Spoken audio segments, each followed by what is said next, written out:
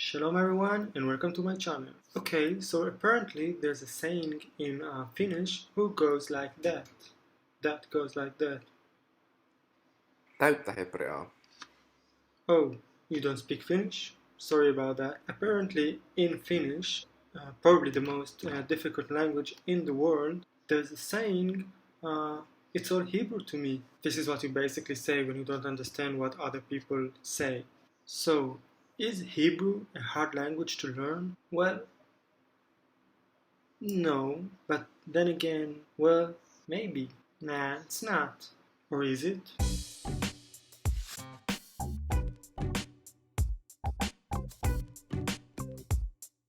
So, first thing you have to know is vowels, or the lack of it. Actually, Hebrew has no vowels. It's almost completely true.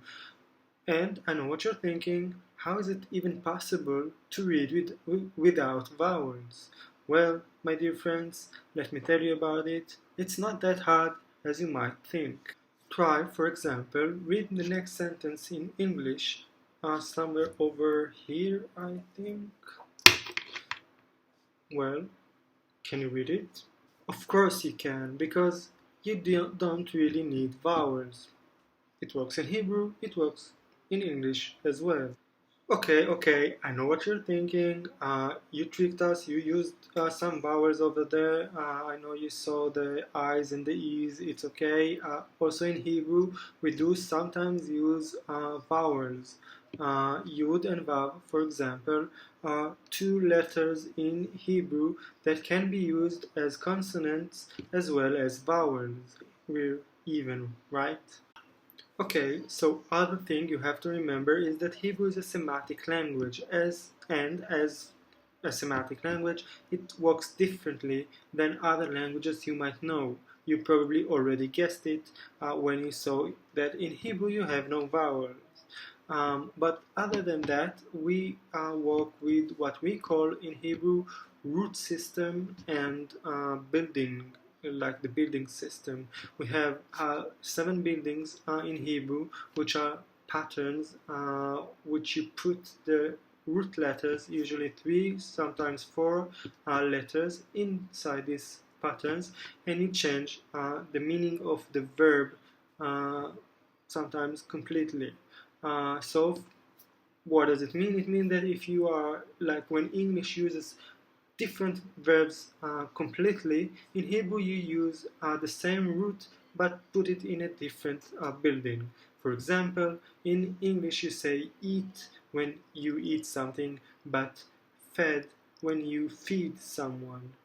Um, okay, feed when you feed someone. So in Hebrew we just change the building. So for example, I ate, it's ani achalti. But if I want to say I fed someone, then I will say ani he'echalti.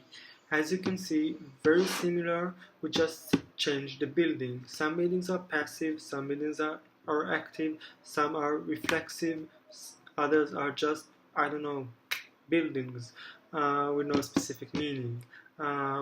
But these patterns are very different way in which Hebrew works. The third thing you should know, and I think it's gonna make you really happy as a Hebrew student, that in Hebrew you have only 3 tenses. We have no moods, we have no perfect, imperfect, whatever. One for the past, one for the present, and one for the future. That's it. I cannot even start to understand why you need all these tenses and moods in English. And don't let me even start talking about Italian and Spanish, which have even more. Just no, just 3 tenses, one for each time. That's it. Simple as that. Okay, so the last thing is the vocabulary, and here I have some bad and some good news. The good news is that there are many words that are the same as English or very similar to English or Latin languages. So you will find you are already know you do already know many words like telephone, which is telephone, television, which is television, and some other I don't know basic words that do exist in Hebrew. Hebrew does take some words from other languages. English or Latin or Greek are from these languages, which is the good news. The bad news is that Hebrew, as I said before, it is a Semitic language. And as a Semitic language, the vocabulary is very different in its most part than other languages. Most of the vocabulary is different, unfortunately.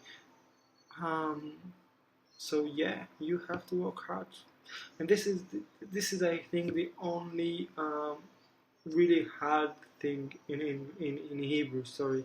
Other than that, I think the grammar is quite easy, and Hebrew in general is quite easy. You have to have something difficult, and in any language, there is no easy language basically. So even if the grammar is easy, or even if sometimes the vocabulary is easy, learning a language is never easy, unfortunately.